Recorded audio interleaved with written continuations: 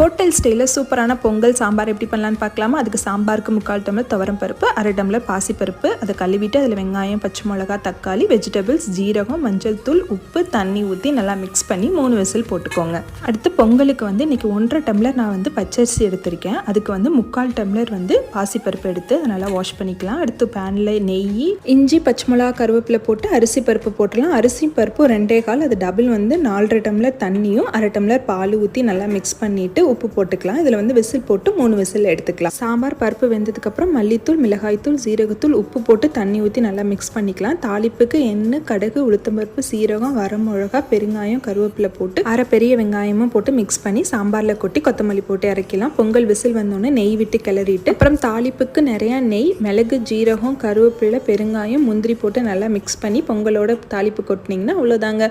இது கூட சட்னி சாம்பார் வச்சு சாப்பிடுங்க. சூப்பராக இருக்கும். வீடியோ பிடிச்சா லைக் அண்ட் சப்ஸ்கிரைப் பண்ணுங்க.